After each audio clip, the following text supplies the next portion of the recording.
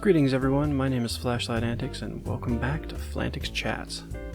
Today's topic is going to be a little on the controversial side, because I know some of my beliefs in this matter aren't exactly shared by the vast majority of other gamers. That being PvP versus PvE, or the difference between player versus player and player versus environment. In some games, the line between the two is firmly drawn. As an example, let's look at Destiny, the game I'm playing in this video for you.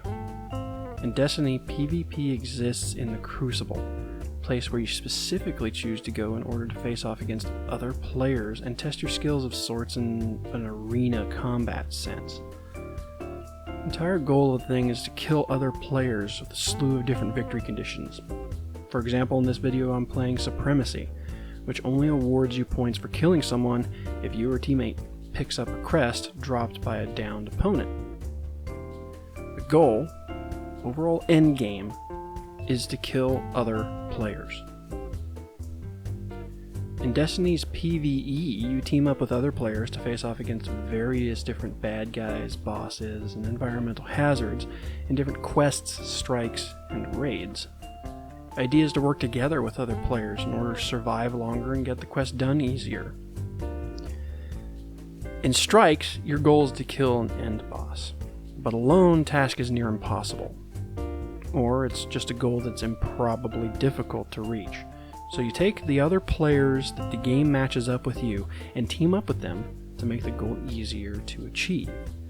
It becomes something much easier to obtain when the other players aren't part of the environment. So in the end, the line is clear. PvP, the goal is to kill other players. PvE, the goal is to work together with other players. But in other games, this line isn't always so clear-cut. In some cases, the line is blurred. Do you work with other players in order to survive, or protect what you have by killing them? This is the question brought up by a widely popular and fairly new genre of games, the MMO survival games. Games like Rust, DayZ, and H1Z1 Survive. In these games, the goal is never clearly laid out like in Destiny. The only ascertained goal is to survive. In most cases, that's prefaced with an assumed under any circumstance subtitle.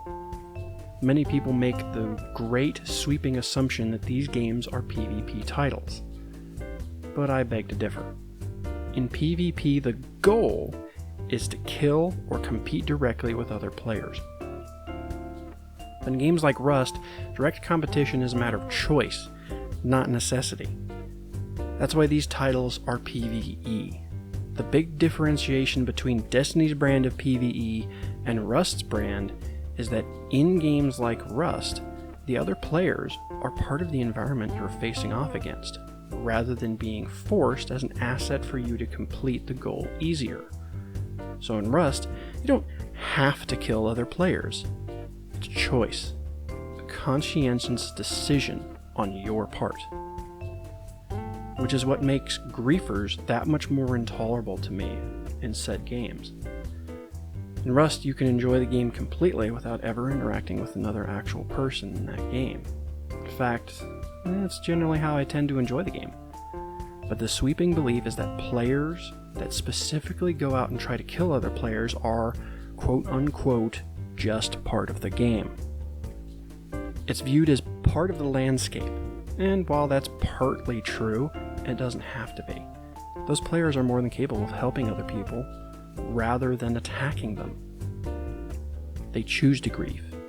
It's a choice. I don't know. Maybe my belief is a little optimistic. Maybe I'm forgetting that people on the internet are just horrible, awful human beings, and that compassion for other people isn't part of the human condition. Who am I to say? What I do know is that the misconception is this. MMO survival games are not PvP.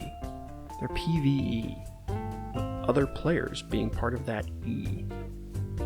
Remember that the next time you choose to play one of those titles, because not all players are playing those games in order to directly compete with other players. Some of them just want to enjoy the scene. I know I do. But in most circumstances, people just play those games to try and grief others. In Rust, you find players who specifically go out and hunt other players. DayZ, there are entire clans that are dedicated to going out and finding other players just to kill them and take their stuff. You know, it's not always a bad thing. I suppose it promotes some form of community. But that's not always the kind of community that you want to support. On the other hand, DayZ does bring up an interesting circumstance. In DayZ, you find a lot of different groups that are just as dedicated to saving those said players as they are to killing them. And these groups were created almost by necessity because of the other groups, because of the griefers. And it's those players that really make the hope for PvP versus PvE being something that doesn't have to be the case. I play Rust. It's one of my favorite survival games. But there's often been times that I'll put that game down and not play it for long periods of times, simply because one thing or another will remind me of the circumstance of other players being horrible people. I don't want to view the world as horrible. I don't want to view these people as something that I have to compete with, because it doesn't have to be that way. I am, however, particularly shy. I'm not very quick to make friends in an online setting. I don't go out and play these games to make friends. I go out and play these games to play these games. So, in order for me to have friends on these games, I generally tend to bring my friends in that enjoy the game too, in order to play them. Like with Destiny. In this game you're watching right now, I'm playing with a group of players that I met through my friend Lepachan Man, who I knew him in high school, and he met them through playing Destiny. So all of these green names you see here, they're all part of the clan that we made in order to play Destiny and other similar games. But I just kind of joined that group by osmosis. I was friends with Lep, and he brought me into that group. I didn't go out and try to make these friends. So, doing that sort of thing in these games can be difficult for me. And I'm not the only one. There are a lot of people out there that have this same problem, that have this same issue. So, playing these games that are fun on their own right, but don't exactly have the ability to create a sense of camaraderie, it can be difficult.